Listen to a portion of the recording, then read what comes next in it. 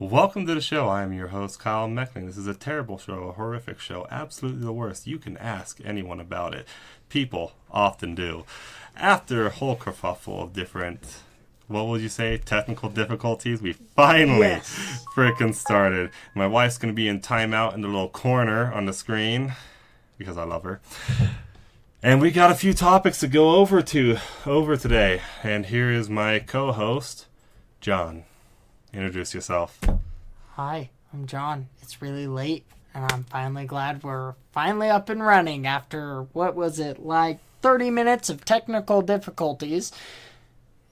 Hopefully it's working now, guys! And hopefully it's streaming live, and you guys can hear me better than the first episode. So we're kind of playing around with the mic and the cameras, so we're trying to see what flows best for what works with the equipment we have till we get better stuff. So Absolutely. Hopefully better stuff comes soon. Chances? No. We'll find out. I do know my wife is saying, just before we hop into this, that she can't even click our pilot video to see. She's trying to watch us live right now. Oh, okay. We'll find out. Okay, I'll just tell her to keep trying then. If it doesn't work, just post a comment on our page. We'll fix it. Well, it's showing live on YouTube, so we're good there. So that part actually freaking worked. I don't know why I pushed my phone away. I actually need this. Yes, we do. We do. We need it. And you are going to be lead charge. I'm going to figure out, just my wife wants to be supportive and maybe comment today. So, Chrissy, the shadow, the one in timeout, if you want to go ahead and pull it up, that first article that we have today, Utah Sheriff describes Tyler Robinson's final moments before him being taken into custody, which I really don't care about how he felt about being taken into custody when he killed or supposedly killed someone. But we've got at least the charging documents connected to this article.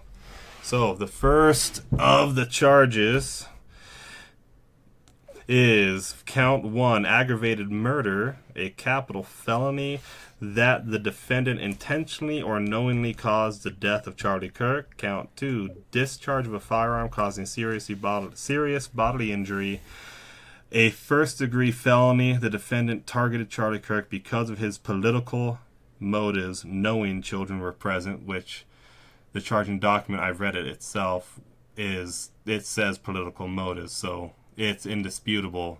It was his trans beliefs that led to it. Yeah, he shot him at We an already event. know. Like, we kind of already know that. You don't need to... Yeah, we already knew that, but it's official in the charging documents that it was politically motivated. Count 3, obstruction of justice, a second-degree felony for moving the firearm used in the crime. That's a new one. Yeah, I know, right? Well, Yeah, you I'll commit read one number... crime, you typically commit 20 in one go. I got number 4. Count 4, obstruction of justice, a second-degree felony for disposing clothing worn during the shooting. Count 5, witness tampering, a third-degree felony, directing his boyfriend, to delete his text. Count 6, witness tampering, a third-degree felony for directing his boyfriend to stay silent. And count 7, a violent offense in the presence of a child, a Class A misdemeanor in the state of Utah. So, John, what do you think? You excited to see how this turns out? I am sorry. Sorry for the phone.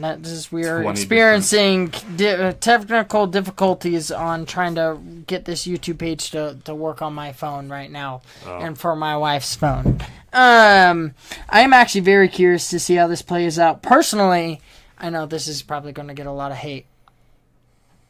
I know they have all the facts that he's the shooter, okay, but I personally do not believe he acted alone. Whether he's not, you either put him in a group or you had somebody else there as an accomplice. Typically, that's how, as you see in these events, typically they don't act alone. Because what if he backed out? What if he changed his mind at the last moment? Yeah. You know what I mean? Political crimes like this, you're not going to go to something like that without a backup. Well, how many times have we seen the FBI on any of these shootings be like, he was on our list. He was Yes, on our radar. yes. People we were paying attention to. Why? Because typically they talk about it, and typically that means other people know. Yeah, well, Or I mean, at least have clues that it's about to happen. you're looking at all those groups that they're discovering that, what are we now, 4 groups that are under investigation now? I think 3 of them I haven't even heard of. Yeah, before. I've never heard of them before, and we live here in the great state of Utah. I don't have them pulled up or anything, so I wouldn't know. And what it's they like, are, wait but- a minute. So obviously, this kid was talking about it. It was definitely premeditated. You Yeah. know, he was waiting for this exact moment to do such a horrible thing. I mean, even as this is, let's see, what are we? It's been a week. A week and a day. A week and a day since his death. And I have to say, I still feel it. I mean, we lost a father. Brother. A brother. Yes. He's just a few years younger than me. I know He's only a little bit older than me. he's He's only like a little 6 bit months, older than you. 6 to 8 months older than me. Mm-hmm. Okay. And What 2 keeps kids. You coming have back 2 to me? kids. I have 3 kids. Well, sorry, 3 kids. Forget now. the little baby girl I had. But through all of this, it just keeps hitting me. We lost a dad. Mm-hmm. Like, forget all the politics here for a second. We lost a father. 2 kids lost a father. Yeah. This man, out of pure hatred, because of the freedom of speech that we enjoy in this wonderful country, took out a father. And now these 2 kids, who knows? I can't speculate. Maybe she'll get remarried. Who knows? You know what I mean? They're still relatively young, okay? But as of right now, they're always going to wonder, why was my dad shot? He was using freedom of speech, which is protected under the Constitution of the United States of America. It is one of our founding God-given rights. And it's really sad to see such hate happen, that somebody would bring a gun to an event that is supposed to entice discussion. Like this podcast. We're here to talk to each other. Mm-hmm. Talk to the audience. But the fact that somebody gets so hateful that it's like, screw you, I'm going to kill you. It's not how it should be. No, I mean, at all. he imagine being his parents too. Ugh. Reading all these charges. I mean, they're seeking the death penalty here in Utah because we have that. Mm-hmm. And who knows how long that's going to take. What is this? Isn't he Average. 22 years old? But we actually have an article on that down Yeah, further on we'll our list. We'll get into that. And it talks about the length of people on death row itself. In fact, we can actually probably just go. Well, ahead here, and I go wanted to to that say right count now. 6. As we learn, count 6, the witness tampering and 3rd-degree felony for directing his roommate to stay silent. Like, premeditated, dude.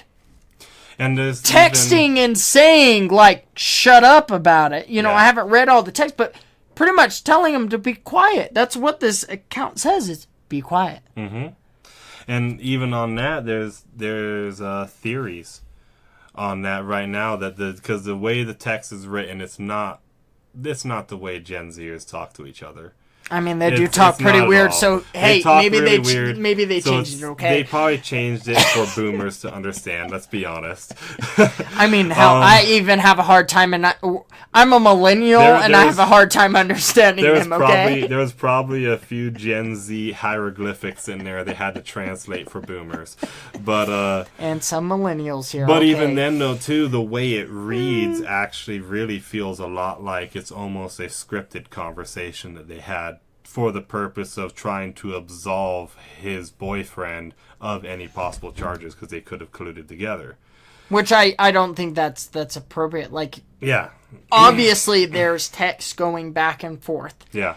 So, obviously, his boyfriend, or whatever he wants to call himself, okay? Tranny. knew about it. I'll probably Therefore, get to kicked off me, YouTube for and that at one. least in my mind, I don't have any experience in law enforcement, okay? But the fact that there's texts going back and forth, I'm sorry, the boyfriend personally should be charged too, because he knew in whatever capacity. You know what I mean, is in whatever capacity he should have said, if he honestly did not want to be, he should have gone to local law enforcement or to some other authority figure and said, hey, like, he's kind of being weird. I would agree with you that he should have gone to local law enforcement, reported that his boyfriend was going to be doing something, but at the same time, it's like whether or not he should be charged is kind of a sticky question. Well, yeah, well, Because, to what point does he know? Yeah, you to know what what I mean? point does he know? To what point did he aid? But then also, if you start charging spectators True. with crimes, though, too, just because someone witnessed a crime, now all of a sudden you don't charge them because they didn't report it. You're running into various True, I mean, then various you're issues. like, you're de-incentivizing anyone from even wanting to be near or even talk about anything that happens in public. I mean, I get your point. I mean, New York City's kind of like that, though. Yeah, They well, tell New you to York report. City- Yeah, New York is New a York's- completely different world in itself. But do you get what I'm trying to say, I do. though? Like, to a point, if they find out that this kid knew fully, like, all the details at any point, if he knew that, what's his name again? Tyler Robinson. If his boyfriend knew at any point in time that he was going to get a gun and shoot him, to the extent, I'm going to climb the roof, I'm going to shoot him, I'm going to kill him. There's kind of, you know what I mean? As That's long as some- the evidence is there that he helped, and that's the thing. I mean, it's still developing. They're still doing their Yeah. research. So I guess we'll have to see as it comes about. But that's what I've been thinking about, like, a lot, is like, if he actually has co-conspirators, is the FBI going to do their darn job and actually arrest them all? Yeah, well, that's the thing. That line, Yeah. the line you're talking about, the line that he's crossing is whether or not he was just a spectator of things happening or actually aiding and abetting. And see, that's the line I actually like to walk, because it makes you really think about it, and it makes you really think about your morals and, like, what is right and what is wrong. Is that very thin, fine line. It just makes it all really, really interesting to consider and to think about. Well, that's the thing. That line is basically the difference between being evil and the banality of evil. Yeah. The banality of evil is just sitting there and observing evil happening but doing nothing to stop it, versus being evil is proactively taking part in it. So the question is, was the boyfriend the banality of evil, or is he evil himself and actually participated in the planning? And I guess we'll have to see. I mean, there's so much going on. There's Did so he not much. know? Yeah, or did he not know and he didn't quite understand, these messages back and forth? I mean, I can be pretty naive. I mean, my father-in-law tells me dad jokes all the time and they go over my head all the time. And I'll just be like, wait, what? Like, give him that stare like, hey, you know what I mean? That's and you all have right. to You're explain. a young father, it'll come. Actually, no, it doesn't. That's my wife's job, okay? She cracks all the dad jokes. I don't get it. That's But funny. is the point of that boyfriend to that point? Yeah. You know what I mean? It's very interesting. I did want to point out real quick for those who are wondering what this is. I do have later in the thing. This is Everett Benson's "An Enemy Hath Done This" book. Just say, because I know last time I had a comment that they wanted to see what was on the table, so I just wanted to point that out there, that I've been reading this book, which will eventually tie into everything that we're talking about. Great book, great prophet I haven't of read the it. LDS.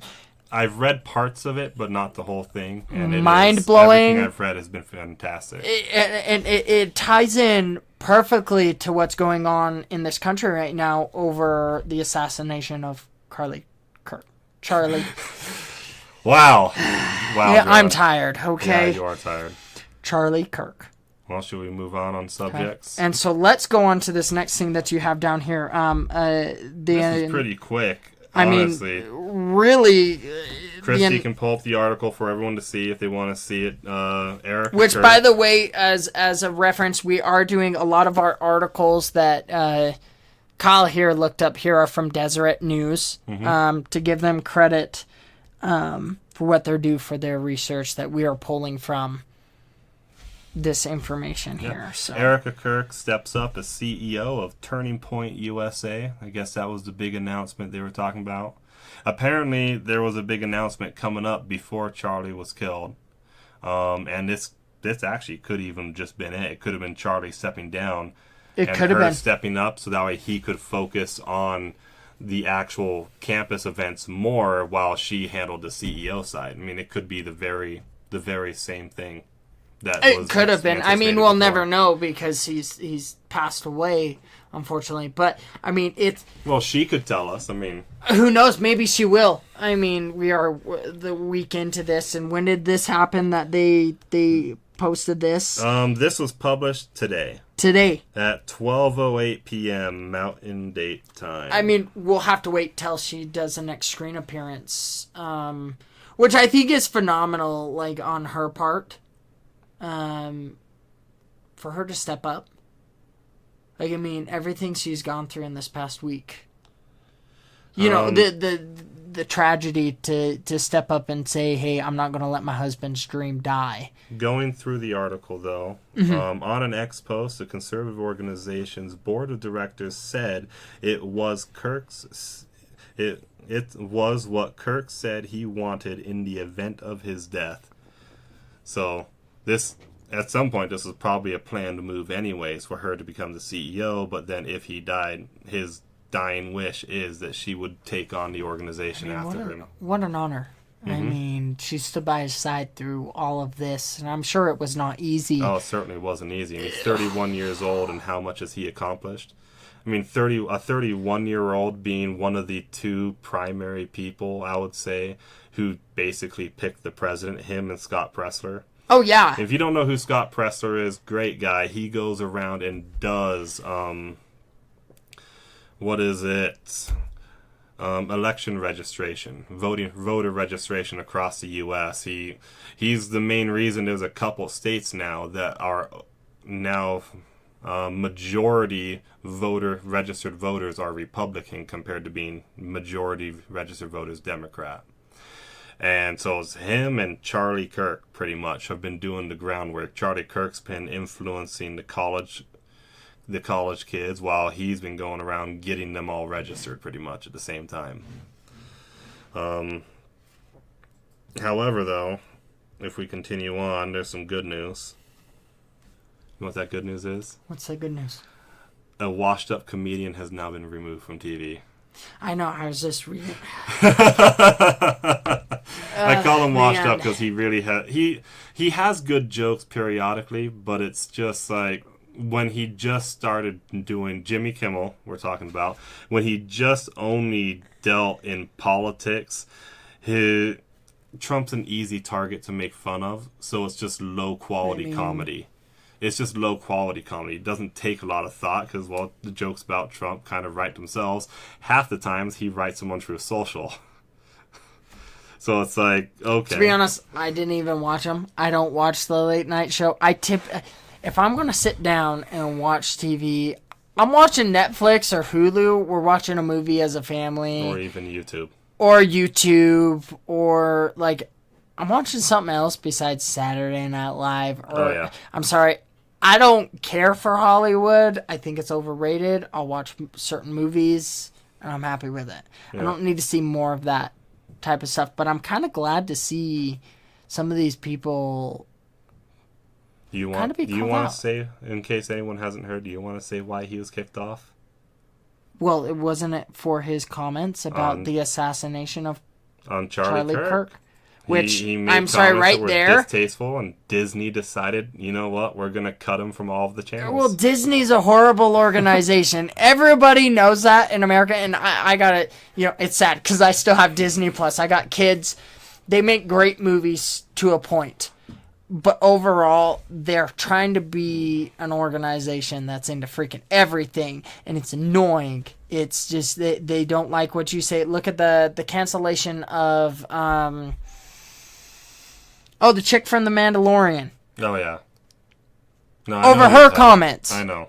Over her comments when what's the main star of the Mandalorian? Pedro Pascal. When he said much horror, when all she did was just say we should be nice to our neighbors. Yeah, and look at that, He canceled goes, and immediately. she gets canceled, and he though has said much worse things than probably Trump has ever said, and yet he's basically praised by your organization. But it's a major cultural victory though, because if Disney has been kind of on a trend of turning away from this stuff, and then something this big is a major cultural victory. But it's also kind of the value of this cultural victory is diminished by the fact that mainstream media or legacy media and in general TV channels have just been losing ratings overall just because of the internet, because you can get everything on that you want on the internet, on YouTube, Rumble,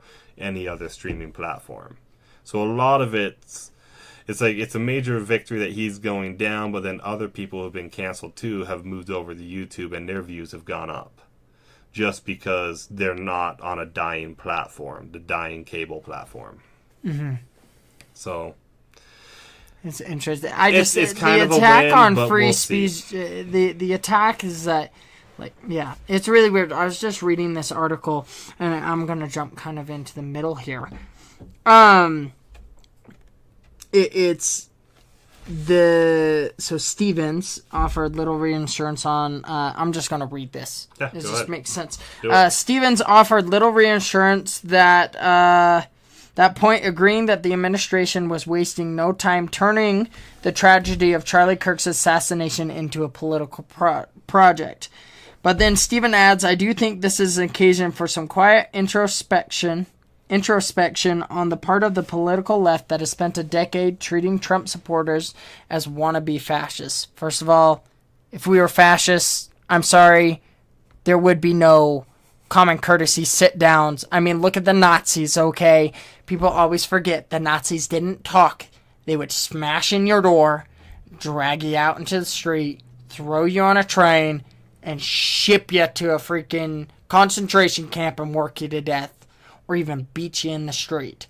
There was none of this sit down. Yeah, there was none of this sit down and talk. Speech, of course, isn't violence, but there's too much overheated rhetoric coming from the side of the political divide that likes to think of itself as tolerant and the nicer group of people. It's very interesting. This guy continues to say most Trump voters I know are at least in part rebelling against the kind of leftist culture, autocracy that tries too hard to dictate what they say, how they should think, or what identity they must have in order to opine on one subject or another. That right there, I can tell you, I've been political, relative most of my adult life since coming home. I missed the voting during the Obama and Mitt Romney. That was my first election. Okay. I missed it by a couple months before I turned 18. Okay. I get home from an LDS mission in 2016. I'm gonna get make sure. Huh? I had to think. It's been a hot minute since I've been home. Okay, we had Trump running.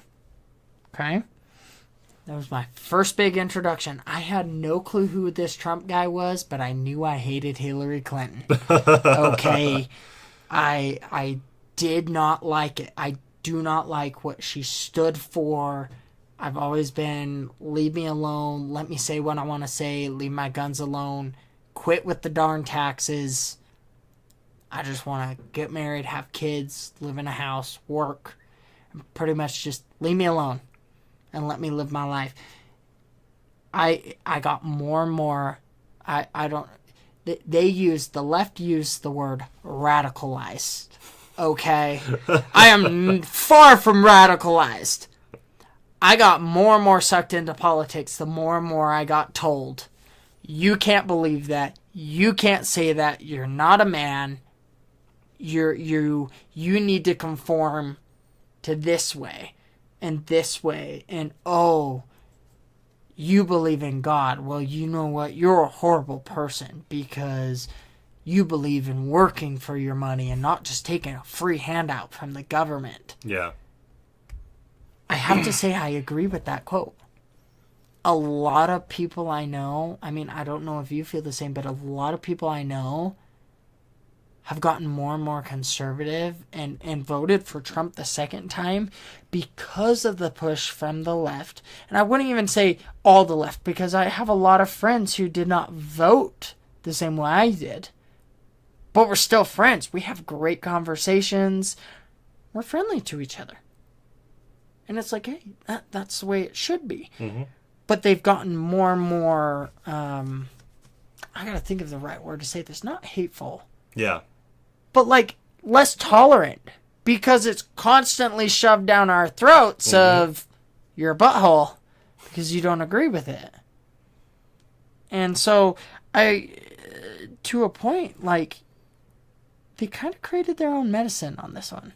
Well, that's you know, sickness, I should say, or whatever. However you want to say this it's very interesting. It's just as I was reading this, is they're kind of creating their own downfall by pushing for all of this. What I would say where this stems from is, for a long time in America, politics was downstream from culture, and then culture was downstream from religion.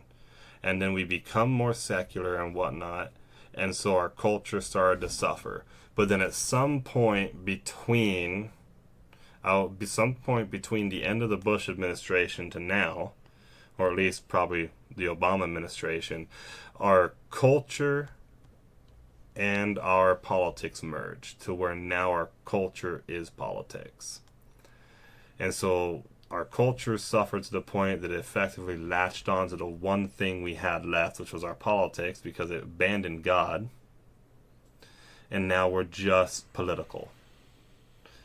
And so now kids are getting introduced into politics long before they normally would. I mean, I didn't even think about politics at all.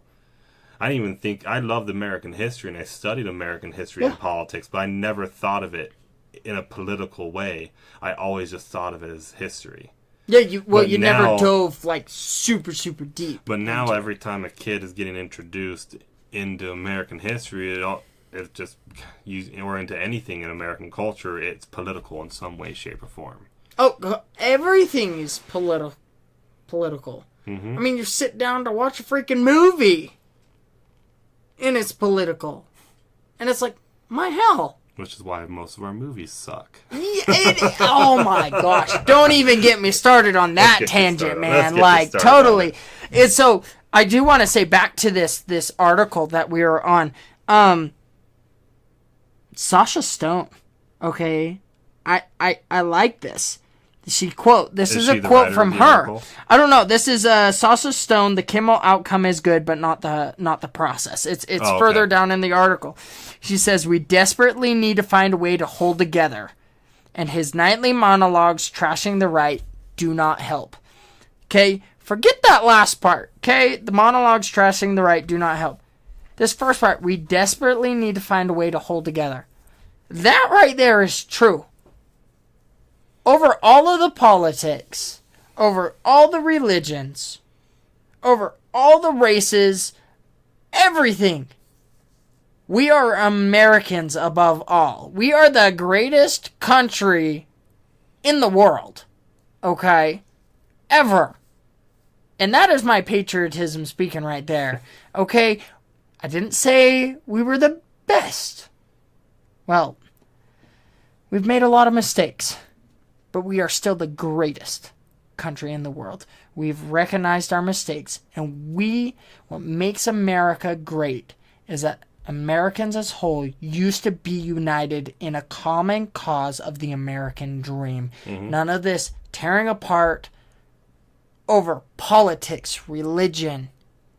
Okay? We moved past that. We had a dark time in our history with segregation and with all of this. And now we have these generations. Okay? I grew up in a generation in the 90s, pretty much just not caring. I didn't care what religion you were, what race you were, what you believed in, what clothes you wore. And now it's the only thing anyone can freaking talk about. Yeah, that's the only thing they can talk about. We need to revert back. As bad as it sounds, we need to revert back to where it doesn't matter again. Is life was a hell of a lot better. It was a lot better.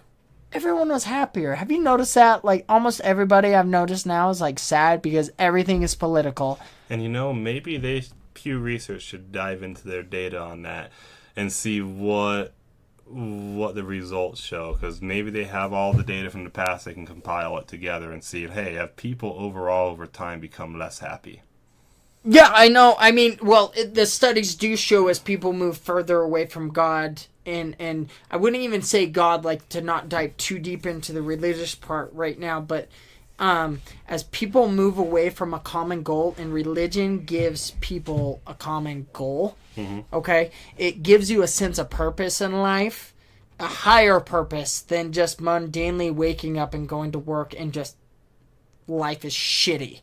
Pardon my language, but if you don't believe in something greater, whether that be God or a higher power or whatever, something more than just this physical life, it makes life so mundane and boring. Yeah.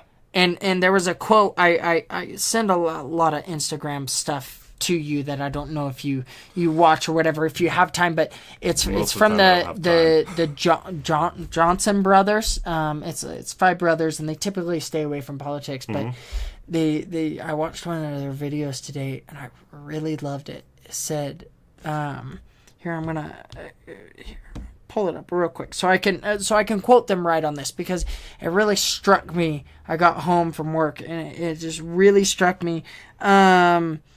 They started out, what do we do in these dark times? Shut it off and look up.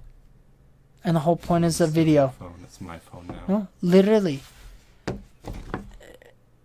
Put the phone away. Put the computer away. Go talk to your neighbor. It's hard Go to see outside. your neighbor as a person when you only look at him through a phone. That, and when you look through a political lens. Do you know what I mean? Because I know not everybody in our neighborhood agrees the same way we do. I mean, Governor Cox actually that was the whole point that he was making a lot after the shooting, was putting your phones down, go and talking to your neighbor.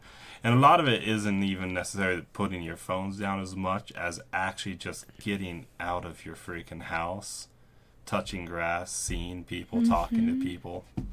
I mean, we have a good neighborhood here. I mean, we pretty much know all our neighbors. I mean, we built our homes together and all of that through our the program, and we had a wonderful chat with your neighbor across the street. Yeah. I mean, it's nice to not just be stuck in, but to actually, like, sit down and have a face-to-face conversation with somebody. And, hey, how you doing? Yeah. What you doing? Not talk about politics for 5 darn minutes. Yeah. Well, let's go back to politics. Yeah, but let's go back. I mean, that is politics. the point. That is the point That's tonight. kind So of part of the point you of the take it from podcast. here. I don't All right, quite we understand. got another article here to go through, or at least talk about.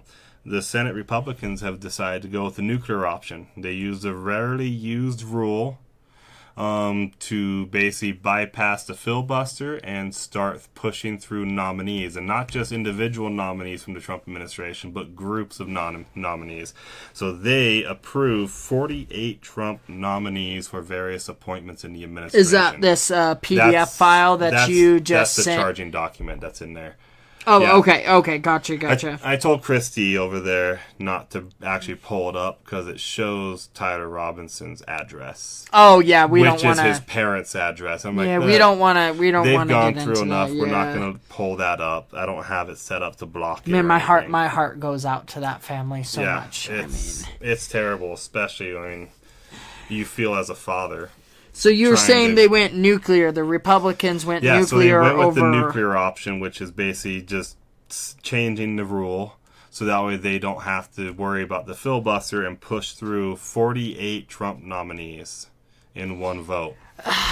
I get it. I don't like the change in the process, but at the same time, though, too, how many times it's like if we do this, the Democrats are just going to do it next time. Well, here's the problem: the Democrats have already done this kind of crap to us before. That is true. So are we changing the rules, or are we playing by the rules that they keep resetting? That is true, but I mean, Brandon sent me a message. You know, Brandon. Mm-hmm. You know, because I running for city council here. And somebody called me for an interview at the Utah Housing Association or whatever. The big club that all these construction companies get together to help them build and continue to make money. Mm-hmm. And he said you can either, as a conservative person, typically our honesty and the way we like to live does not allow us to be bold and outspoken. Because typically we just were like, we don't want that conflict. Yeah. Or you can finally step up and be bold. And I can see the point of the Republicans saying, I've had enough. You guys have been doing this for years. Boom. I'm just going to do it because you've been doing it. But it still makes me a little nervous just because of this back and forth of this constant, you did it, so I get to do it, so blah, blah, blah, blah. It's like two toddlers freaking fighting over a toy. And also, at what point does it stop? Exactly! Basically when the Constitution's in shreds. Yeah, and then, I mean, with the impeachments of Trump, how many times have they tried to impeach the rightful president of the United States? Mm-hmm. Over and over and over and over and over again, and you notice, did we do that with Joe Biden? No. Do you remember? So. No. Oh, yeah, I do remember. No. Okay. Is when does it stop? The childness stop? No, I don't like the idea of changing rules to get what you want, but at the same time, I mean, as they had mentioned in this article when I was reading through it, a lot of the appointees are actually had a lot of bipartisan agreement, but then the Democrats just didn't want. There's always like one or two holdouts or whatnot that prevented the actual confirmation. Oh, well. And so then they take the nuclear option, they get the guys through anyways. Yeah, it's kind of sucky. There are obviously going to be some nominees in there that Democrats didn't like. Obviously. I mean, you're taking a nuclear option, so you get the option to push them in. You're going to push them in. Well, I'll tell you this. It's like a marriage. I'm sorry. Marriage would be very boring if you agreed with your partner on everything. Mm-hmm. That'd be like marrying yourself, and I'm sorry, that would be very... I know. You are a very boring person. It would suck if you were married to yourself. I'm not a boring person. Just ask my wife about that, and she'll say I'm bat crazy, okay? Oh, well, we know that. But, like, you get the point. Like, there's always... What I was just trying to agree is that there always is going to be some holdouts, and you don't have to agree on everything for things to work out. Mm-hmm. Great. I mean, that's what the whole judicial and the House of Representatives, the Senate, and Congress, that's what all of that is supposed to do. Is it's supposed to bring two sides together that don't agree on everything to find common ground to agree. Yeah. It does look, though, like it isn't unprecedented. They have done both these before where they've chosen the nuclear option in the past. And this is probably Democrats and Republicans doing it. But then also, they have actually packaged nominee confirmations in groups before, too. Uh-huh. But it just hasn't happened in decades. It's been a long time since that's happened last time. But at the same time, though, I mean, 48 in the first round because a lot of these nominees have all been nominated and then they've just been sitting in limbo because there's a handful of Democrats, just enough of them, and then a few Republicans, just enough of them to just kind of stall the process the entire time. You mean turncoats? I'm sorry. Oh, just say it as it is. I mean, if you don't agree with your own party, unless you have a legit reason why you're playing for the other team. And there are some where it's like you have various Republicans. Like you'll have Republicans who are typically a little bit more pro-gun regulation as compared to the majority of them are going to be generally I don't like those pro-gun. I agree. No one likes anti-gun Republicans. Well, doesn't this tie into your next article that you have here with the legislative redistricting committee to start redrawing Utah's congressional map? It does kind of tie in because the Senate going and changing rules to be able to get these nominees through, as compared to Utah now is being forced to go through the process of redistricting because they did this, the Utah legislature did break the rules for the process of redistricting. It's kind of a neither here or there kind of argument, just because no matter what, all 4 congressional seats are going to be Republican congressional seats. I don't know. I mean, Utah's trying to become the next California, sadly. I mean, look at the laws that they're trying to push through. We're getting to be a little bit more liberal of a state than I think most of the state wants, but because certain counties... That actually ties back into our first story about the Charlie Kirk assassination. Mm-hmm. Utah is one of only a couple states that actually shifted left in the last presidential election. It wasn't a hard left, but we did shift. We won't say why. Yeah. We won't say anything about Californians, but we love you. I love you, babe. I know you're from California, but you're one of the good ones. I'll just say it. Okay, she's fine, but the rest of them need to move back. But the thing is, though, that's why Charlie Kirk came to Utah. He saw that, and he's like, I'm going to start coming to Utah. We're going to get the state to start shifting back to the right. Well, it was also the point of why is it shifting? Because I'm sorry, a lot of people, I don't want to diss California. I have a coworker that is from California, and I mean, I'm rude to Californians. I don't like Californians, but he's a great guy. Conservative guy. He left California. Life. He's a California refugee, pretty much. Not a Californian. And ready for the best part. I love him. If you're listening to this, he's Canadian as well. He came to the greatest country ever. Oh, that poor man. So, I mean, Canada is beautiful. Don't get me wrong. Having to put up with Canada and California only to finally come to Utah. As I tease him all the time, and I hope he doesn't take offense over this at all. But I tease him all the time for being from Canada and California. He tried out 2 communist states before finally coming to Utah. But what I'm trying to say is you have a lot of people like this that... They move from California because they see how woke and crazy they've got. And he is not like that at all. Mm-hmm. Okay. Great guy, great values, very wise when you talk to him. Mm-hmm. You know what I mean? Moved from California for a reason. I mean, also you take into my father-in-law. They're from Ventura, California. Ventura, California is pretty darn conservative. And I guess to be fair to Californians coming to Utah, when I was younger, we saw California cars. It was always richer cars with California plates that were moving to Utah. Now, a lot of the new cars I see coming from California to here have American flag decals. They're typically a lot of trucks. These are not California your typical refugees, not California invaders. See, that's what I was trying to point out is he came because we've had a lot of shift from, I wouldn't even just say California, but from Oregon and from Washington. People coming to Utah trying to escape their state's government that they themselves voted in, but they don't leave that ideology at the door. They bring it here and they say, oh, that person, oh my gosh, they're doing that. No. Not realizing that they're making the same mistakes that they did in California. California was not always like it is now. It used to be a good state. It actually voted Republican once. Yeah, you wouldn't think it. It used to be phenomenal. That used to be the dream. Go to California, better life. I mean, I love visiting. Weather, nice beautiful beaches. weather, beautiful beaches. Okay.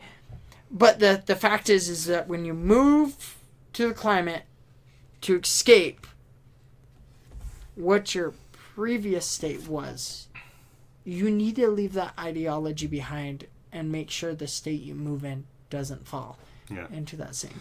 And that's what I'm hoping when they redraw these lines, they don't screw it up. It always makes me nervous that one side or the other of the political party is going to try to take advantage of it and give more Republican sides or more Democrat sides. You know what I mean? When it just needs to be an honest and fair, it's always my worry, especially in politics. There's a lot of half-truths being said in politics. It's a very slimy business. I'm just going to call it out. I mean, Kyle gets to make fun of me if I do make it into city council. Can't wait. Because we diss politics. Yeah, we diss politicians all the time because I'm sorry, it is very hard to stay morally right when you're in such a dirty business. I've heard it so often. Absolute power corrupts absolutely.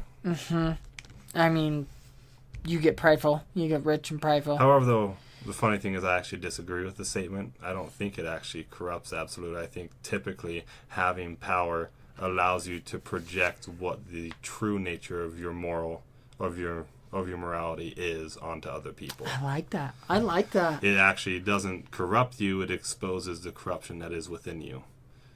Because oftentimes so many people behave nicely because they can have the law come against them, but then all of a sudden when they're in a position of power, they behave the way they would always want to. I like that, yeah. Mm-hmm. And so I'm hoping with this, the redistribution. Redistricting. I love how this discussion though on redistricting basically became why we need a southern border wall on the border of Utah. And it's not for the Arizonans, I'll tell you that. Oh, that will be a whole other episode, okay. Oh yeah, I see you put a map down here of our congressional districts. Our current districts. Okay, I've actually never seen this, which is kind of sad, as my dad is the representative for Salem here for the Republican Party. That's funny. And you've never looked at our. And I've never looked at it. This is what's great. Okay. Oh man. Man, your dad is probably looking down, shaking his head right now. I mean, if he's watching this, I mean. I am disappointed.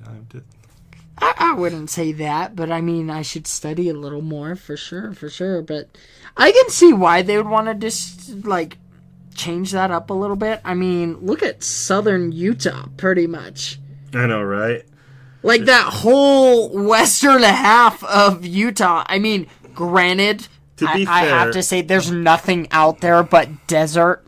If you look at that map, to be fair, the districts do need to be redrawn because I can tell you right now, southern Utah, these districts go from the bottom of the state to nearly the top of the state, and people there on the west side of the Great Salt Lake, they have different concerns than people in St. George. Well, Tooele and Juab, I mean, that should be a part of pretty much. I mean, Juab, look at Nephi's growing so fast, Santaquin's growing so fast.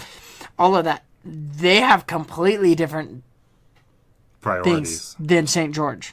Like, that should not even be a part. And Tooele's, I'm sorry to say, Tooele's like freaking Salt Lake City. I guess to be fair, though, these districts don't actually affect our state politics because these are the federal districts.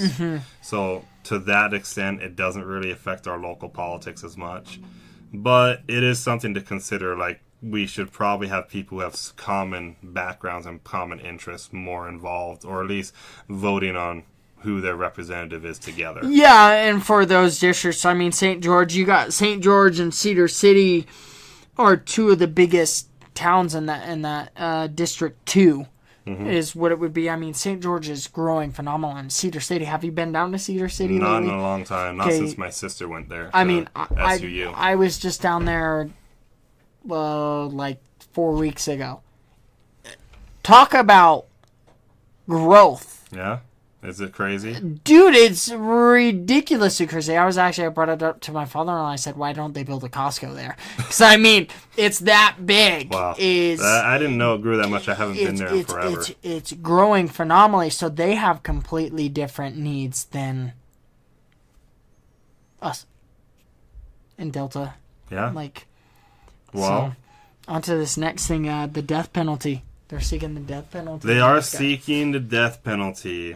I bet you they'll get it. Chrissy, but if you want to pull up this article so people can see it. This is all on Discord as well. Yeah. Too. So those, and I believe the links are on the bottom. You link the links for all of this in the bottom of the YouTube, right? No, I didn't. But we'll get that on. That'll eventually happen. But this is from Deseret News, written.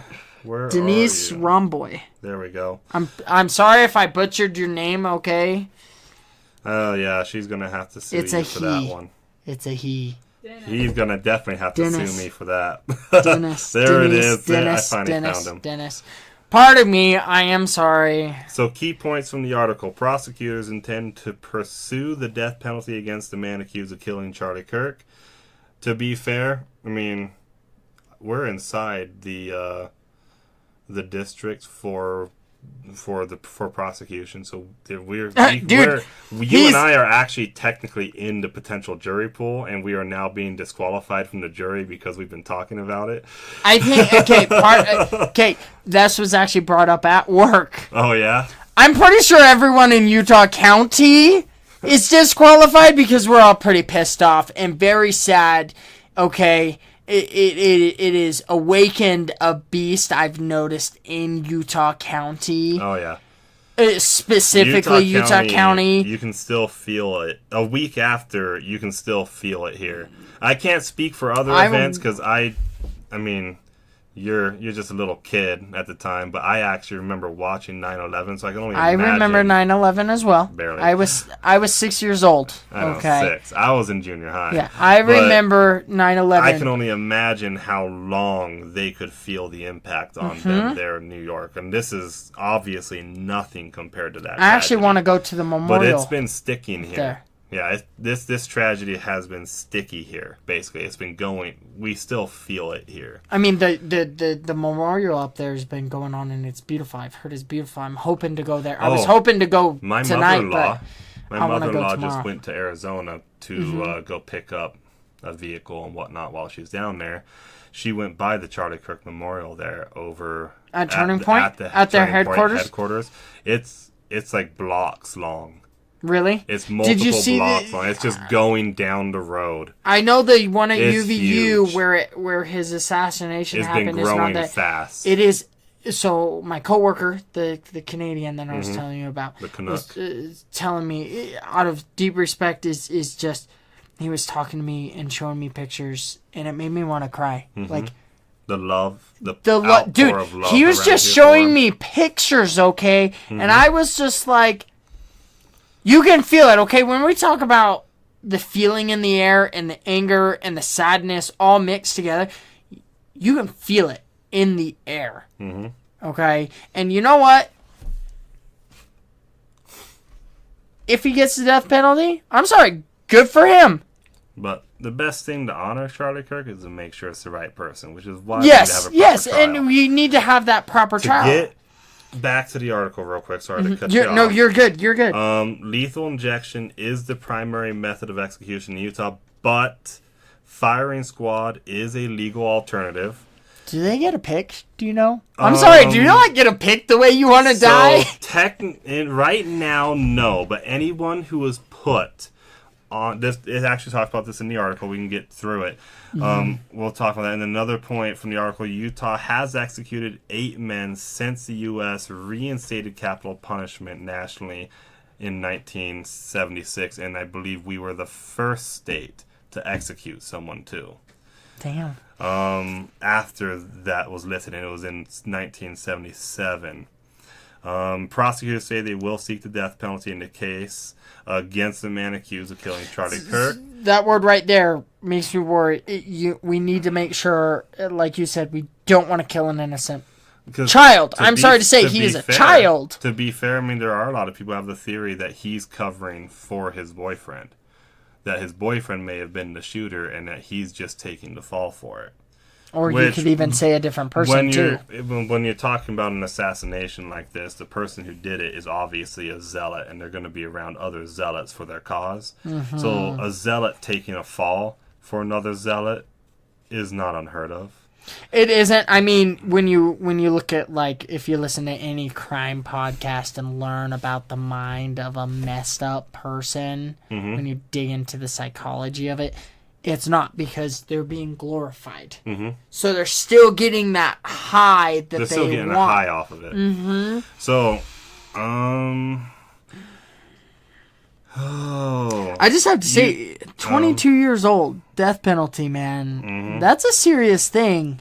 Well, he probably won't be 22 years old when that happens. Oh, yeah, by the time it goes in through. Utah, aggravated murder is the only crime that is subject to the death penalty, and that is the first charge we read off earlier that he is charged with. The law contains a list of circumstances under which prosecutors could charge a person with that offense, including the murderer knowingly creating a great risk of death to a person other than the victim and the murderer. So, if you do something that could even cause the death of another person, not even the person you're targeting, another person, you could still get the death penalty for it. Dang. Yeah, it's actually surprisingly kind of broad. It sounds almost narrow, but it does seem like it can be quite broad when applied correctly. They are saying they aren't taking the decision lightly, but let's be honest. So lethal injection is the primary method of execution in Utah, but firing squad is an alternative method. Executions are carried out at Utah State Correctional Facility in Salt Lake City. So, in 2004, I'm reading the article here for you guys, so let's give this guy credit. In 2004, Utah removed the right of the condemned to choose the method of execution and left lethal injection as the only option. But in 2015, the state restored the firing squad as a legal means of execution. Now, 2015, do you know why Utah did that? You know what happened in 2000? I was on my mission. Obama didn't like the death penalty, and so he was trying to crack down on it. And since he could not pass any laws that to stop the death penalty, what he did is he made it damn near impossible to import the drugs used for lethal injection. So he effectively eliminated death penalty as an option by making it impossible to get the drug itself. So Utah in 2015 said, screw you, we're going to use lead as our drug. I mean, so 2015, pretty effective tool. Yeah, so, and this is where this comes in. But in 2015, the state restored the firing squad as a legal means of execution if it's unable to obtain the necessary lethal injection drugs within 30 days of the scheduled execution.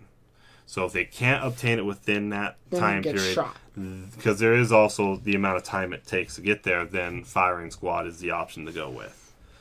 And because the law is not retroactive, death row inmates who chose the firing squad before February 2004 are still to be executed in that manner.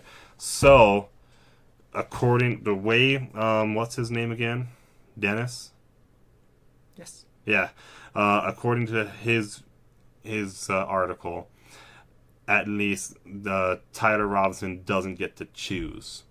So it's going to be lethal injection, so if it's not. going to be lethal injection. Except for these two, it looks like at the bottom of the article, he said, because the people who picked their date before. And both of those were involving men accused of killing police officers, which I know is a pretty darn violent crime to do. Yeah, so he won't get to choose, and then it will be lethal injection unless they aren't able to get the drug for some reason. So, I don't know. He's if you proven... know a wealthy billionaire who can prevent the drug from coming into the U.S., maybe you can influence that. Don't do it. I mean... just let the process play out. Yeah, maybe he's the fall guy and they prove his innocence, that he actually didn't shoot him and he's just taking the fall. So yeah, I guess we'll all just have to see. I mean, it's a crazy thing, but I think you have some happier news. Let's Right, get like to happier some news. happier news is it's late in the night here, and I mean party rock at night. I mean the podcast I listen So to. let's- Shout out to Theories of the Third Kind. I mean sometimes they record at like 3:00 in the morning Oh, gosh. because their research takes forever to do, and they're doing 2 episodes a week, and just sometimes you gotta stay up late and you gotta Makes do you these wonder things. how busy channels like Timcast IRL are when they're doing daily shows. Oh, I know, right? I mean, this is 2nd episode, and I know you did a lot of the research for this one and how Yeah. busy that was. So let's hear this right. happier news. Happy news. This is local. This is Utah, basically Utah news and church news. So The Church of Jesus Christ of Latter-day Saints news, for those who don't understand what we say, what we mean when we say the church. when we say the church, it's the LDS church. If it's any other church, we're going to name them by name. Yes. So- Or AK, for those who don't know, I know the LDS Church has asked us to just ask people to stop using the term Mormons, but that's another term that a lot of people, if this reaches the far vastness of America. Well, I guess it depends on how you're using it, though, too. Oh yeah, for sure. If I'm talking about the Church of Jesus Christ of Latter-day Saints, our church, the church I'm a member of, then I'm just going to say the name. However, though, there's like 30 different break-offs of the church. And that's why it's And so the there's full name. And so then at the same time, when I'm talking about Mormons or Mormonism, I'm really talking about all of those groups that are breakoffs of the church as well. Whether it's us, the FLDS, the Bickertonites, which are freaking awesome. All just different people who broke off and did All the anything, different but groups that broke off and separated or just went on different paths. So, news here in Utah County. Provo MTC prepares for a significant update. They get a new cafeteria, dude. I know. Can Unlimited chocolate milk unlimited ice cream. from the BYU Creamery. It's amazing. And the ice creams from BYU Creamery. I did an ice cream eating contest with the Sister Missionary. Oh gosh. And I have to say, Sister Gray, if you ever hear this, you kicked my butt, and it was very impressive. I forget, it was like 15, 16 bowls of ice cream. Oh my god. And I was like, hey, this girl was skinny, and I was like, I'm gonna totally kick the sister's butt. And she bowls just of ice downs cream. them, and I was only like at 8, and she was already at 12, and I was like, oh my gosh, impressive. BYU ice cream I'm is pretty amazing. Sure, isn't that one of the 7 deadly sins? Gluttony. My gosh. Holy crap. But the cafeteria could use an update there at the MTC. I don't know yeah. if you remember. I mean, it's been almost 10 years for me since I was there. It's been 10 longer years for you. Holy crap! Yeah. I went in 2000. It's been Oh wait, no, 17 it is. years. It is It's been 10 years for 17 me. years for me. Yeah, see, 2014. Beginning of 2014 Gosh is when I dang. went in.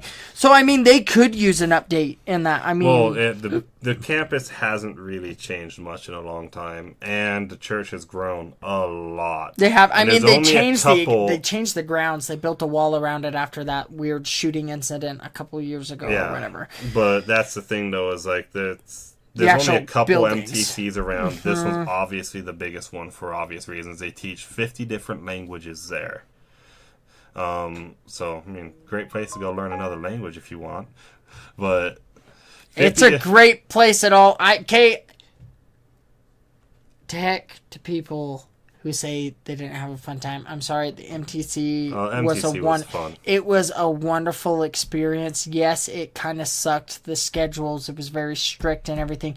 And I didn't to notice. everyone who said the food was horrible, you know what? It was good. And you know what? And that's coming. That's everyone has a different opinion, but it was good food because it was different food than I grew up with. Okay, so shut up. Okay, Wow, and when you're you could taking eat, that personally.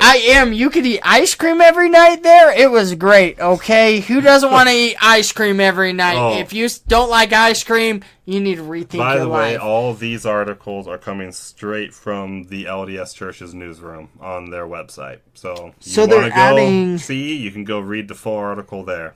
I do like, they're adding some buildings here. So okay, They're let's adding go some buildings, see. basically just making the campus bigger. Oh, better effectively. Bigger and more better. efficient. Yeah. So, other good news. the groundbreaking of 2 temples in Africa is now actually going to happen.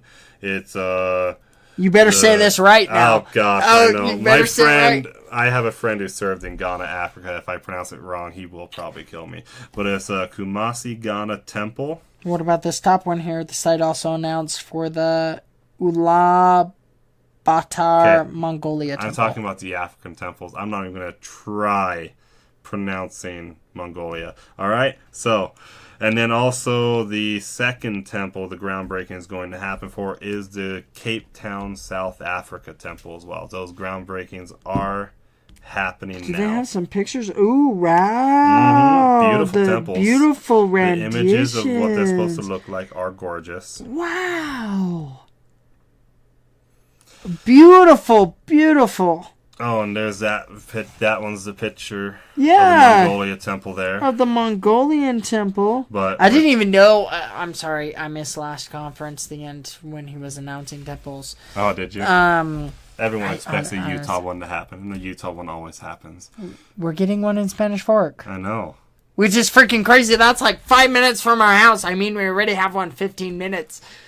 12 minutes. Yeah, I've timed it. Oh. Look at that. Not for the temple's sake, but I timed You it for, timed it, dude. well, for an old job that I was working that I always had to start at the same time, which is most jobs, obviously. But I just wanted to leave as late as possible, so I timed it so I knew exactly when I had to leave to get there. I mean, that works, but it's crazy. I mean, what is this next thing? Oh, so, you know Reverend Jesse Jackson, you heard of him? I have not, but I know Yes. the church is very big into helping churches Yeah, so and Reverend spreading. Jesse Jackson, if a lot of people who know politics probably are not a fan of Reverend Jesse Jackson. He's been kind of a vocal opponent to anything conservative. But Reverend Jesse Jackson's foundation that he had founded in his church, along with one of the current pastors there, what is it? The Push. The Rainbow Push Foundation is what it's called. They're feeding over 1,500 families that are struggling with food there. They're getting all of them basically a week's worth. Yeah, I was The just church is reading here. The church is Wow. providing a lot of it, and then Reverend Jesse Jackson's organization is helping get that handed out to families there in Chicago. Yeah, and it says the bridge. This food is a bridge between grocery shopping and having to buy the necessities. So I'm able to get my. This is a quote from one of the recipients who received some food. I'm able to get the other things needed instead of food with the money. Yeah. So then instead, phenomenal. they're getting all the main ingredients now from the church and Reverend Jackson's organization, Push, Rainbow Push, that's it. But then now they can use their money that they have to go get the other things they needed for their recipes, whether it's just seasonings they had run out of but they just couldn't justify getting, or whatever they needed for those meals. To be honest, I love. I know a lot of things. You see a lot of videos out there that like the church doesn't help with any of that. We contributed. I thought we were almost $1 billion. Don't quote me on this, okay? I don't remember the article of how much money the LDS Church has donated this year in food alone, a monetary value. I believe the monetary value is probably over $1 billion, but We care about feeding the poor. Okay, that's what Christ does, and that's what And the thing is too, it's like the church has done great on that, but let's go over to a lot of the members though, because one of the biggest contributions the church gives is not even the monetary value of what they're providing, but the monetary value of service and time. hours. Yep, time. The time that they're able to get people to bring. Just their time to do and provide. I mean, the how many service and ranches does the church own distributing stuff. here in the state of Utah? Have A you lot. volunteered? Yeah, I volunteered a couple times growing up and in my adult life at working, helping milk the cows and picking up the cow poop and just really just trying to keep things running and make it easier for the farmers that run those farms. And that's even changing now. A lot of the dairy farms are now robotic. They're going it's to the crazy. robotic systems to help. I don't really like so that. one But person can manage like 1,000 cows. I mean, pretty much. didn't the church just buy one of the largest ranches in Florida too? probably. Under their I know. food thing. I don't know what and state to raise, it was in, but I know the church outbid Bill Gates. Yeah, which on is some great. And farmland. if you think it's bad that the church outbid Bill Gates, I think you need to rethink your life, because that man is evil. Okay, I love the Xbox, but that man is like, his ideas are crazy. Psychotic. But And is let's the go church back. uses these lands to help Produce a lot of the produce food, the food too, that we well, provide. literally, if you get a bag, the one thing I like about church food, just to get into Mm-hmm. the health side of it real quick, when you look at the ingredients, Pretty it's simple. the actual darn ingredients. They don't go through and put in all this BS stuff. So when they are giving food, they are actually caring about the people. It is not just, here's your food. It is actually caring about the health of the individual, Yeah. which is phenomenal. It's I really like to see that. Happy news is that is something that is just great to see. So I noticed the next thing is kind of a touchy subject, and you know what? Deal with it. The immigration policy, what the LDS Church believes. Yep, the LDS Church has officially put out a statement. This is actually for some time ago. Which I This have to say is very February 1st rare. This year. You notice it's very rare for the church to get political. They typically avoid that. So They avoid it, but this is from February 1st, so it's some time ago. okay, some time ago. Let's This hear it. What is because when Trump first got into office, he started doing his massive push on illegal immigration in the U.S. And so basically, the church issued their statement on it. I see it says in the general. Church of Let's Jesus have Christ to of Latter scroll Saints. down. Well, right here. Go ahead. The Church of Jesus Christ of Latter-day Saints. This is quoting from this Article on on Word Radio. Word Radio. The person is Ethan who does it. The Church of Jesus Christ of Latter-day Saints obeys the law. We believe in obeying and honoring the law. It continues, But- we follow Jesus yeah. Christ by loving our neighbors. The Savior taught that the meaning of neighbor includes all of God's children. We seek to provide basic food and clothing as our capacity allows to those in need, regardless of their immigration status. We are especially concerned about keeping families together. You know what? I love that point right there. Is the church is all about families. And yes, we believe in following the laws, but we are going to... I don't care who you are. I will do my best to help you. And there were people know. across social media who reacted differently to this. Either they liked it or they hated it. One person, their reaction is, LDS Church, this is their quote from Rational Prepper on Twitter, well, X. LDS Church's stance on immigration. Yes, mass deportations are compatible with the gospel standards as long as families are kept together. So, families Which, I mean, shouldn't that's be a pretty separated. Every policy should keep them together. Nations, and this is from the church's statement, nations have God-given rights to create and enforce border laws. Which, I mean, makes sense. Which is sad because, you know, this is just personal opinion here because I know I just... Immigration's a very hot topic right now, especially with us living only one state away from the border. Come here legally, Mm-hmm. and things will work out fine. I mean, my sister-in-law, she's from Japan. Mm-hmm. She became a U.S. citizen not too long ago. Now, personally, it was very hard for her. Okay? Like, just from understanding. I don't know their full story. I would have to call my brother and ask him what his experience was like to get his wife to become a citizen. But from people I know personally who have come from, say, Mexico, it is ridiculously expensive to become a citizen. So if you want to complain about Trump's policies and Trump's this, Trump that, Trump this, oh, you're racist, you don't like Mexicans or Hispanics or yada yada yada, so on and so forth. Okay, how about you help change how much it is? This is me. I agree. Change the cost to allow these people to come in legally, so they don't come in illegally. Is because it is, I'm sorry to say, if you're fleeing for your life, if you're honestly fleeing for your life and you want to come to America for a better life. For safety. For safety. Just safety alone. I mean, make it actually affordable for them to come. Mm-hmm. So I think honestly this next topic should be our last. You think so? This will be the last one? I think so. I mean, let's see. How long have we been recording? Oh, we're at almost an hour and a half. Okay, Hour and yeah. 15 probably. I mean, well, it is getting late, but I honestly think this is because there's a couple things I wanted to. This is to another say cultural here. victory here in Utah. This next article, liberal professors seethe.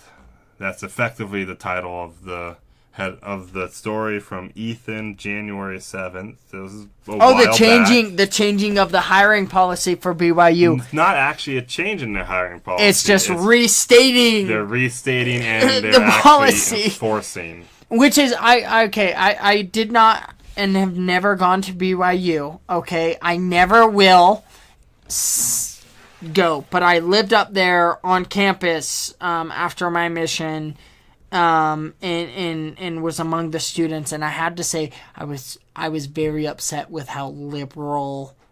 I wouldn't even call liberal. I would say leftist views that these professors were teaching my roommates. And it was like, should not be teaching that in school. You should be teaching the topic you are meant to be teaching.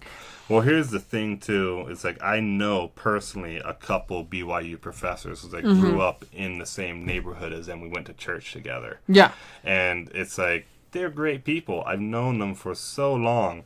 But then coming as an adult and now learning their politics, I'm like, holy crap, how are you even allowed to work at BYU? Well, here's the thing. I knew my political science teacher in high school, Mr. Griffin. Great teacher. Do you know why he was a great teacher? Because you didn't know his views? Oh, no, I knew his views. Oh, okay. Okay, I knew his views, but do you want to know what he did? What? He did not just preach. Oh, okay. That he literally deconstructed both sides. I don't remember my high school teacher for our political science class. I did take that. I don't remember her name.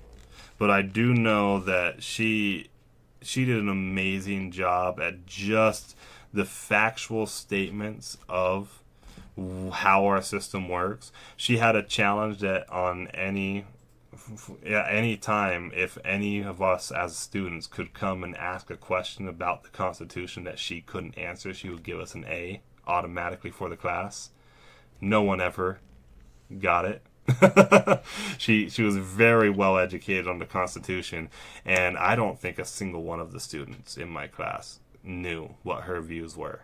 Well, she was a good teacher. And I see Mr. Griffin, I knew, but I imagine she had her own personal biases, but none of us knew him. She did an amazing job at just presenting how our system works. And see, like Mr. Griffin, I knew he believed the same way I did, but he did a phenomenal job with keeping his personal opinion out. Like you could tell, you would see a paper on his desk or whatever of his belief, but he kept his personal opinion out when he was teaching the class, and he left it up to the students to make up their minds. I even had a history teacher, the same thing, Miss Wright. Okay, wherever you are my favorite history teacher. Okay, I think you got married, but she taught that same way. With the views on history and even on American history, because you have those instances where we've done a lot of bad things. Okay, so is every other darn country in war, but they left out that view and they said, here's all the facts. Yeah. So back to the article so people better understand what we're talking about. This is talking about an article from the Salt Lake Tribune by an alleged journalist, Peggy Fletcher Stack. I say alleged because I don't know if she actually works there. I don't know if to be honest, most I'm gonna. Journalists at the Salt Lake Tribune are not really journalists or activists. But she said on X, BYU now requires professors to have a testimony, quote unquote, of the church's stance on marriage, family, and gender. and it goes beyond what the church teaches, in her opinion. No rainbow pins allowed or mentioning LGBTQ loved ones. Is the LDS school becoming Liberty U? I actually don't know what she's referencing when Liberty U, but if it means anything that what she's implying, then yes. Yes, yes. Well, okay, here's the thing. Gather those thoughts. No, I just the idiocy of some people, and I'm gonna be blunt here. I'm tired of beating around the bush and trying not to hurt people's feelings.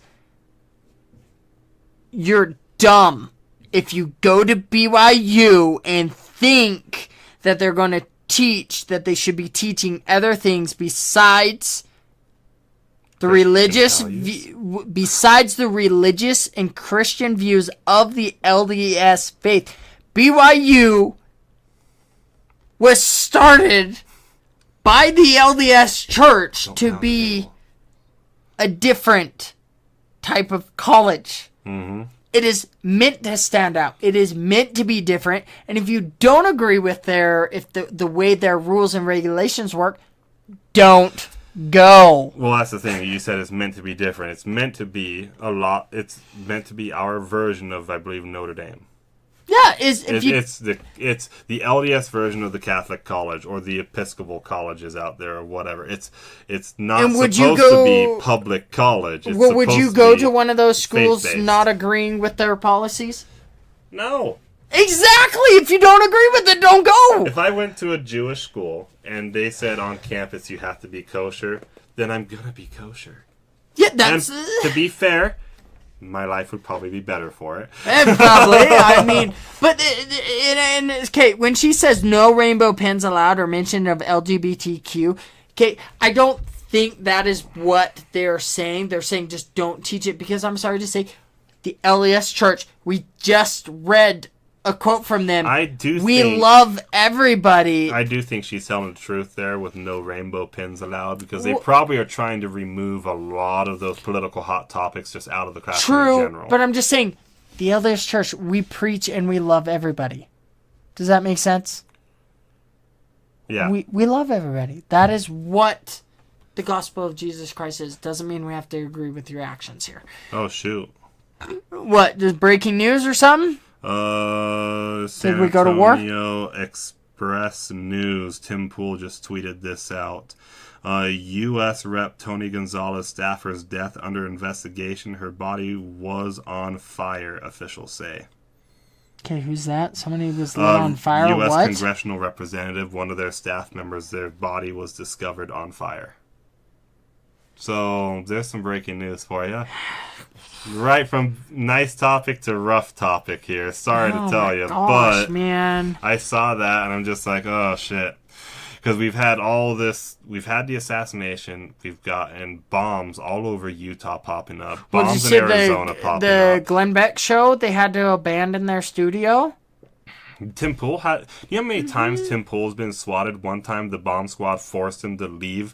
I watched that episode. It was like 3 hours of just. It was. They called it Chaircast because all they're doing is it's just cameras live streaming empty chairs because they were forced out for 3 hours or so while the bomb squad came through and just scoped out the whole place because of threats against him. And he's been repeatedly swatted. Bomb threats also. They now finally kind of got a working relationship with their security personnel and their city, so that, or their local government, so they communicate, so when there is a threat, now it doesn't interrupt the show anymore like it used to. But it's just like, this is insane, because bomb threats, what a crazy assassination threats. People, Tim Pool mentioned that staff members who were never on camera, never talked about or anything for him, recently hired ones too, are receiving death threats. Okay. It's like he's wondering how. That's why I hate the internet. It's scary. Well, okay. Every phone is traceable. I don't care if you have a VPN or whatever. If a person wants to find you, there are incredible hackers out there. Well, here's the thing. They will find you. If you want to find someone, you can find someone. But normally you have to know the identity of that person first to find them. How do they get that? Exactly. Like, what is going on? Are you like sitting there crazy. watching the building like a freaking creepo? I mean, I'd imagine they would notice some peeping Tom peeping in on them all the time to find out who works there. Maybe not all the time. I mean, you got spotting scopes that you can now look. Well, like that still 3 would miles qualify away. as all the time, just extended range. Yeah, I know, but Extended like, range peeper. you know what I mean? Is dude, what the hell? And now a staff member's body was on fire. I mean, that kind of screams murder. Typically, people don't set themselves on fire unless they are actually psycho. I mean, unless you got something to hide and you. I mean, but even then, I wouldn't. Okay, if I was running from somebody and I had something I had, that would not be the way I'd kill myself. The thing. Okay, chances of it being suicide are really low. Do you know how I know that? Is it a woman? It says her body was on fire. Women statistically commit suicide through poisoning. Yeah. That they choose less violent means. Burning yourself, immolating yourself is about as violent as you can get. That's kind of a guy's MO. Yep. Yeah, I mean, we don't really think about the cleanup. We just. So it's like, that's the thing, though. We're looking at this, and it's like this screams that she was attacked. And then probably set on fire to hide evidence. Well, fire and water are great destroyers of evidence. Yeah, you didn't hear that here, by the way. You didn't hear that here. We are not accomplices in anything that you do on your own private time. Yeah, I'm looking at the crowd now. No. All right. Well, sadly, I guess we're ending on the bad news there. No. I actually had a quote here because I brought this book. Let's end on a positive note. Well, it's kind of a. Oh wait. Let me find it again. I gotta. Okay. There's so many in this book already. Okay. Okay, let's see. You need to pre-choose your quotes. I'm going to tell you now because you know what really sucks? Right here. Dead airtime. I'm going to call you out. Well, you know what? Forgive me. God says forgive 7 times 7. Okay? I'll forgive. I'll tell you the meaning of that too later. Alright. So, there's 2 of them, and this is from the book, An Enemy Hath Done This by Ezra Taft Benson, with a foreword by Senator John L. McClellan. If you don't know who Ezra Taft Benson is, former apostle of the church, former prophet of the church, and former also Secretary of Agriculture. Former Secretary of Agriculture. Alright, so this is from John L. McClellan. Former United States Senator. I don't know if he's alive or dead. I mean, probably dead. This Ezra Taft Benson is old and dead. So probably dead of whatever disease got him or old age. Yeah. So he quotes here from Ezra Taft Benson. I do not believe that the greatest threat to our future is from bombs or guided missiles. I do not think our civilization will die that way. I think it will die when we no longer care, when the spiritual forces that make us wish to be right and noble die in the hearts of men, when we disregard the importance of law and order. Amen. And another quote by him. It's highlighted here. The government, whether state, local, or national, is the agency for defending life, liberty, property, and not a force for the redistribution of wealth or conferring of economic favors. The Constitution was originally granted to the government. It was granted to the government here. The power to use force against the individual only for the purpose of defending the nation. Okay, punishing evil, aka severe crime. Okay. Educating and enforcing property rights, and compelling each citizen to bear his fair share in the burden of performing these functions. The nature of those functions does not change, and therefore, as this book points out, is a violation of the constitutional rights of the individual for government to tax him for any other purpose, or to regiment him in his private business and affairs. Which leads me back to that first part. We will die when we no longer care, when the spiritual forces that make us wish to be right and noble die in the hearts of men. It is our responsibility. That's partly why you and I have talked about doing this podcast and why we're starting it now, because we do care and we don't want that to die, so we want to help convince more people to care. It is our responsibility as Americans to hold people responsible and to hold each other responsible to keep that pure in heart, to love thy neighbor, okay?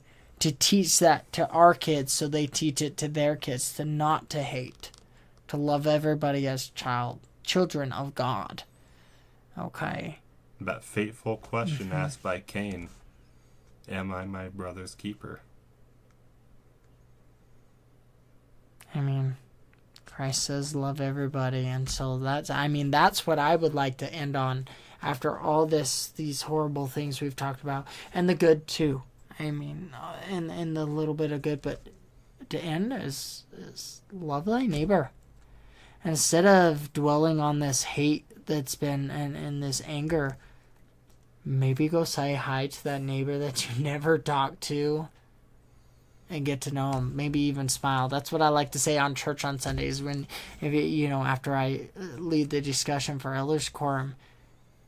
Maybe go smile more.